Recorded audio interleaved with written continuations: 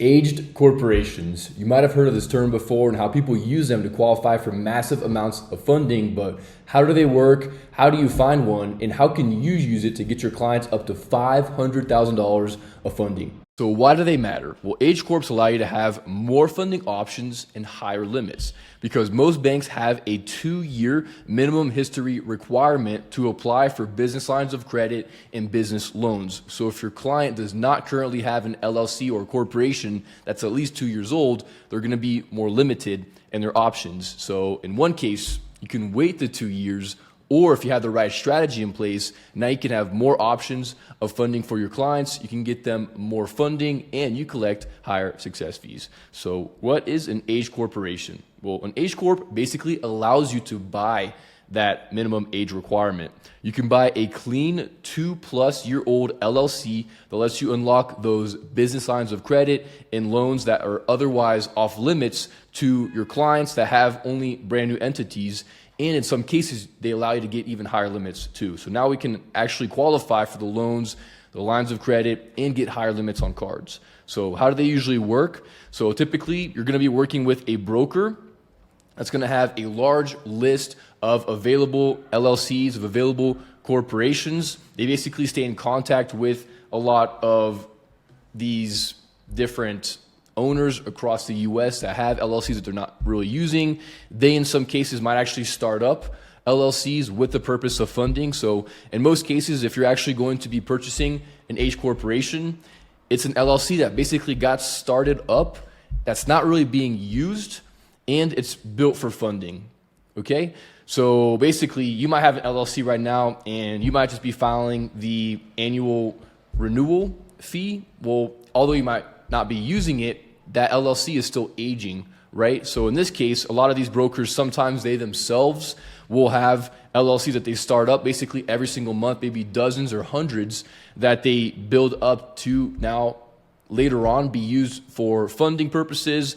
In some cases, there are other providers that have these, and so brokers are somewhat of the middlemen to put you in contact with these people. But in most cases, you'll be working with a dormant LLC, so it's basically been set up, it's active, but not really being used. Okay, it's going to be in a privacy state, so I'm going to explain what that actually means. In most cases, the main purpose here is that it's built for funding, so that now we can actually cross off that checkbox requirement of 2 years plus, and so now we can qualify for more funding options and potentially higher credit card limits. Okay, but very important here that we do need to follow the certain guidelines that I'm about to walk you through, because otherwise you might waste your money or your client's money. So here are some ground rules right here. So basically, we want to focus on a privacy state. Okay, so a privacy state basically means that we can't necessarily see who the owner is. So you might have heard of a state like Wyoming, for example, and why a lot of people incorporate over there, right, for the privacy of it. Some other popular ones are New Mexico or Colorado. And the purpose of actually acquiring one in the privacy state is that we cannot see when the ownership happened. Okay, because if you otherwise buy one in the state of Florida or Texas, it's public information as to when the ownership transfer happened. So if the LLC has been established for even 10 years, but your client just bought it last month, the banks can very easily log into the Secretary of State, see when your client actually purchased the LLC, if they actually purchased it. It happened 1 month ago, and so in their eyes, their LLC age is 1 month, not 10 years. Okay? So that's why if we do get one of these age corporations in a privacy state, the ownership is not public. So the LLC could have been established for 4 or 5 years, and our client just bought it last month, but because they cannot see when that ownership transfer happened, it looks as if the client has had it the entire time. Okay, and so it's a privacy state. We can't see the ownership, but the way that we still show who is active on it is by changing the registered agent, basically. So although the client is purchasing it, now they own the LLC. The only public data that's actually there is the registered agent. And so now we're going to basically change the name of who is registered to that LLC, and now we can see that. But that can change month to month, right? So that's why they're not going to see the previous history of the registered agent and how we're able to use this corporation for funding. Okay? So that's why we use privacy states. We obviously want them to be 24 months old, right? Because now we're going to actually qualify for more of these new debt products like the business lines of credit and the business loans.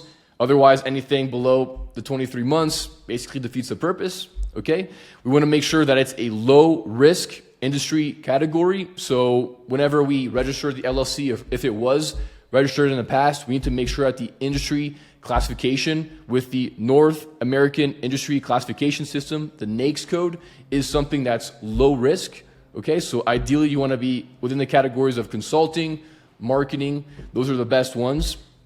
We want it to be a neutral name as well, so we don't hit any flags. So I do not want a corporation that mentions capital, investments, logistics, real estate, so any one of those, because now we're going to be falling into a high risk category, something that might involve investment, right? With capital, it might involve trucking and logistics, right? We don't want to fall into any of those. The only categories I want for funding are always going to be consulting or marketing. So some great words are going to be otherwise systems or enterprise or group, okay? Those are all basically vague names, neutral, that are going to be perfect for funding, okay? Because when we apply for funding, basically the entire purpose of the LLC is to not trigger any flags. When we're optimizing our client with a personal credit profile, in that case, we do have to build it up and show strength. But with a corporation, an LLC, we just don't want to trigger any flags. So that's why we do this.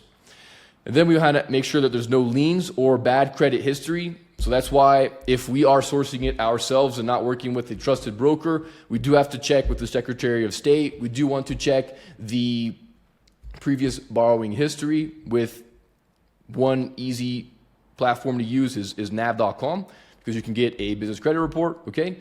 And so any red flags here are going to be tax liens, UCC filings, or delinquencies. A UCC filing, basically, this is when there is an active debt reported to the business's credit profile. So we don't want any of those, okay? And then obviously bad credit history. And then you want to see true seller documents, okay? So ideally you want to have the original articles of incorporation, the annual filings, you want to have the amendment showing the change of address, you want to have the EIN documents and everything put together and professional, so that when you or your client goes and approaches the bank, everything's put together correctly.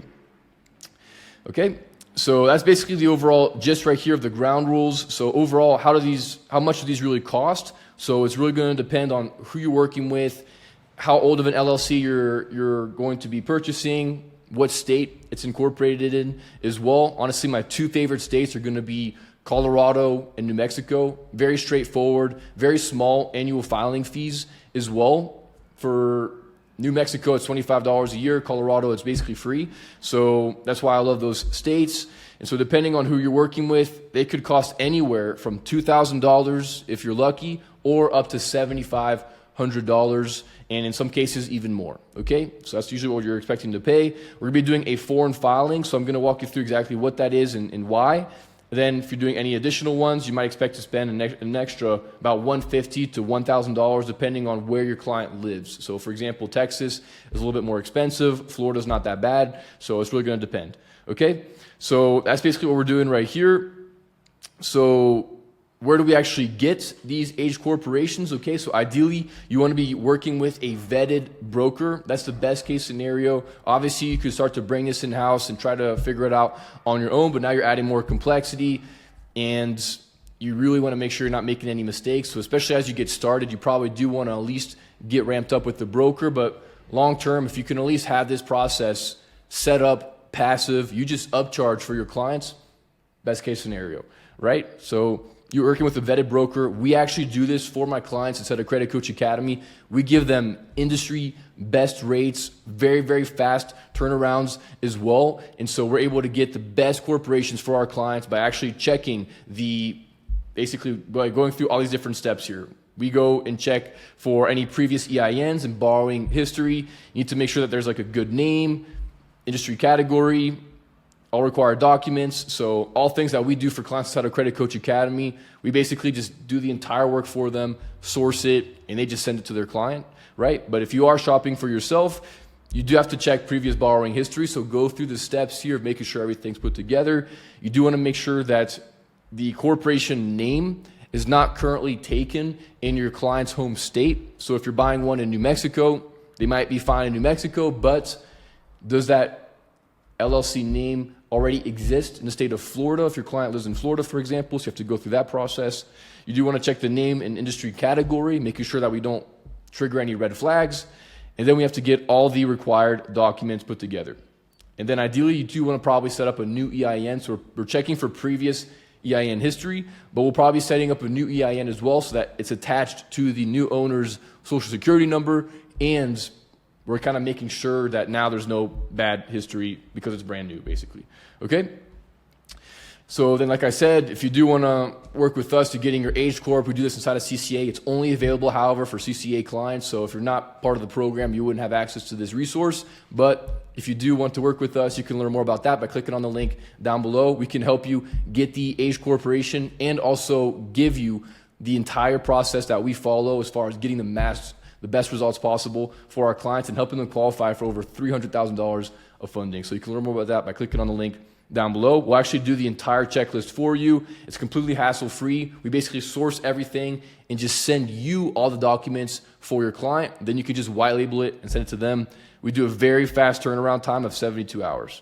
So you can learn more about that by clicking below. But otherwise, the onboarding flow, okay, so let's say that you're working with a broker right now. Typically how it's going to work is that you should be receiving all the documents basically from your broker directly to your email if you're sourcing it for a client. If you're the client, basically you'll be receiving it directly to your inbox, okay?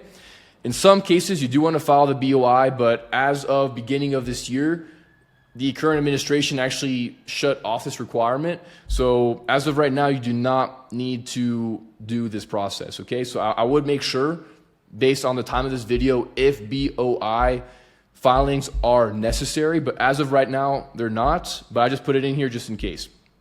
Foreign filings, so basically what we're trying to do here is that we are trying to reestablish the LLC in your client's home states while still benefiting from the age of the LLC. So basically, let's say that we just purchased a 2-year-old LLC in the state of Colorado, okay?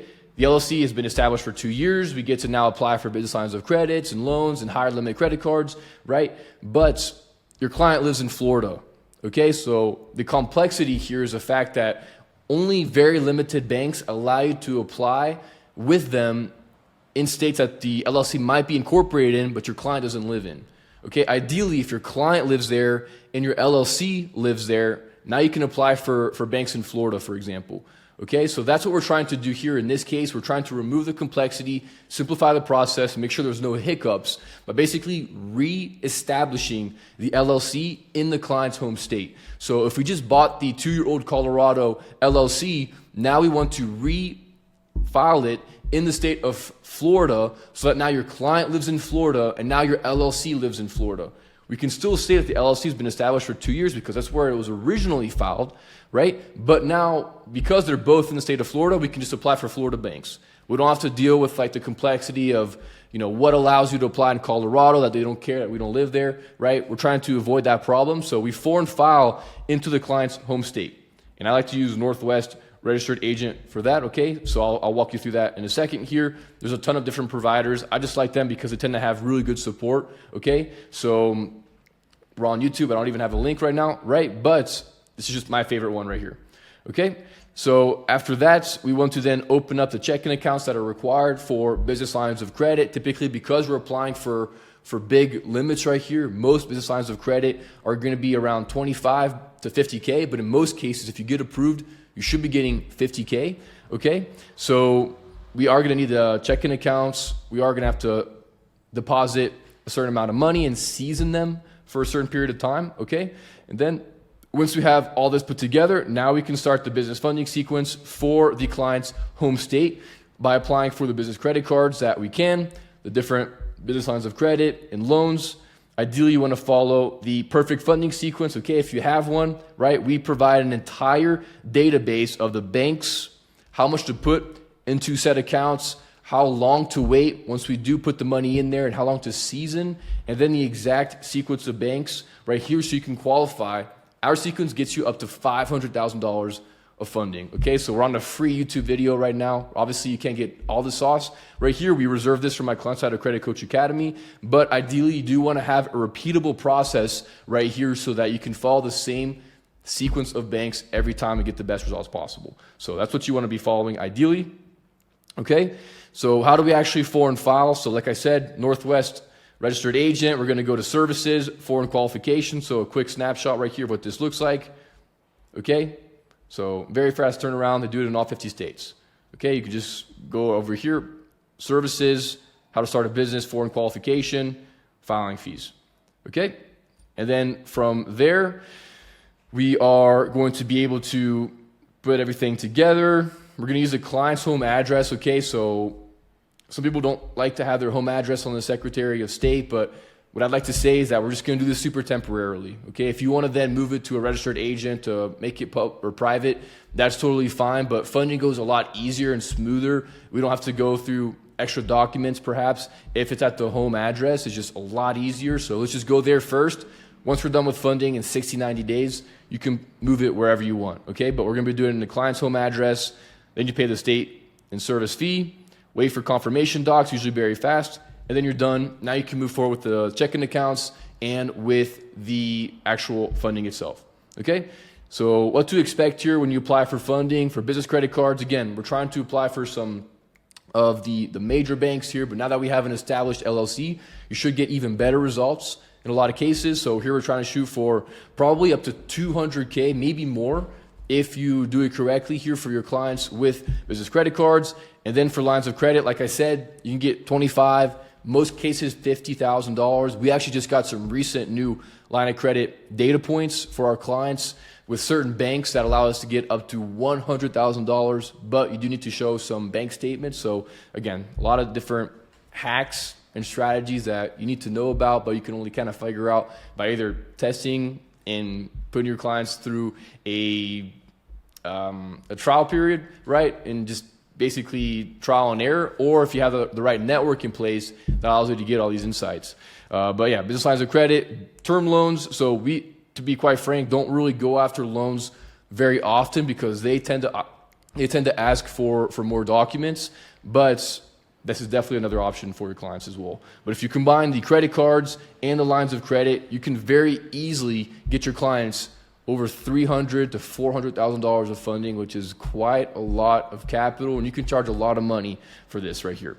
Okay, so some common mistakes to avoid right here is using a PO box. Okay, so like I said, we're going to be foreign filing or refiling in the client's home state, and to make it as easy as possible, we just want to put it at the home address. That's going to go a lot easier and a lot faster when we go for funding.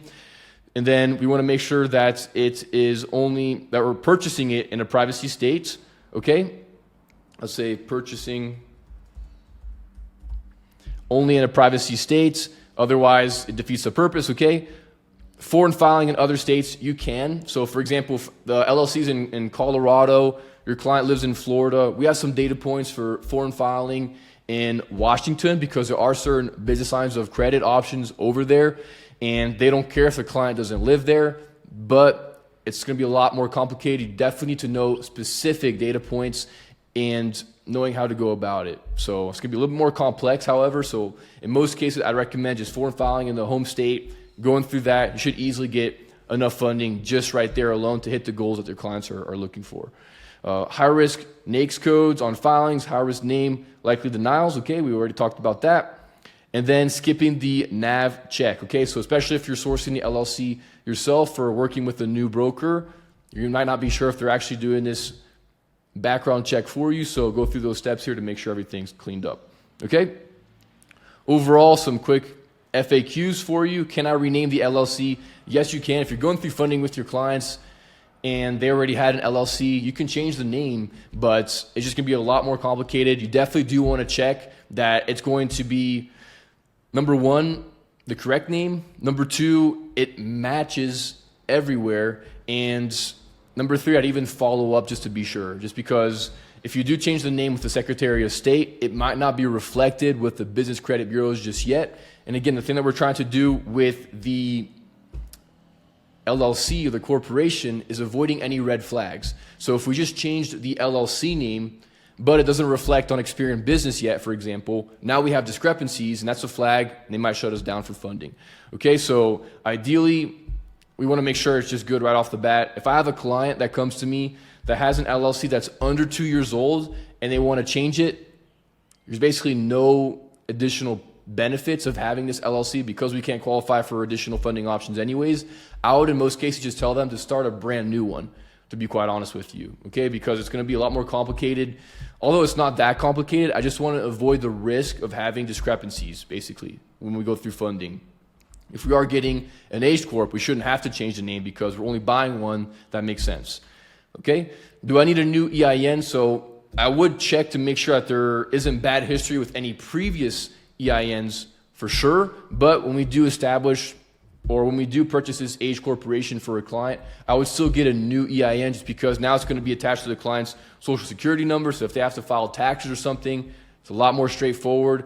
And it's kind of like a double check, just so that we can check for previous borrowing history, which it should be clear. And if we start a new LLC EIN, now that EIN doesn't have any debt for sure, right? So we like to do it that way. How fast can I apply for BLOCs? It's really just going to depend on how fast can you reform file in the home state, how fast can you get the checking accounts set up, put the deposits in the accounts, and then season them long enough to apply, okay? In most cases, you definitely do need a deposit. I can't really think of any banks that would get you a BLOC without a deposit, so definitely going to need to go through that process, okay? Then finally here, your next moves after watching this video is to review this checklist with your client, confirm that they actually do want an H Corp and the BLOC strategy. Okay, I would say that credit stacking is a lot easier and a lot faster. You don't have to go through the foreign filing process and sourcing the H Corp and going through all this, okay? If your client wants underneath $200,000 of funding, I would honestly just go through a business credit card stack. Make sure you do it correctly, get some high limits, max it out. You should be able to hit that number without an H corporation.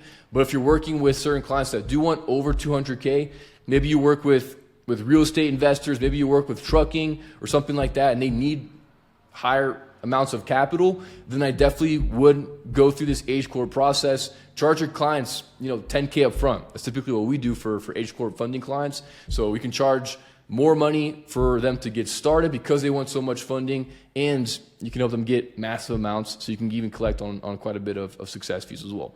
Okay, and then if you are looking to get them sourced, I would recommend just hitting up your network to find a vetted, trustworthy, and good priced broker for your H Corp. If you do want to work with us to make sure that you get the best results possible, not just with the actual corporation itself, but with the actual funding process, you can learn more below by clicking on the link here and signing up for my Credit Coach Academy program, right? But otherwise, follow the onboarding flow right here.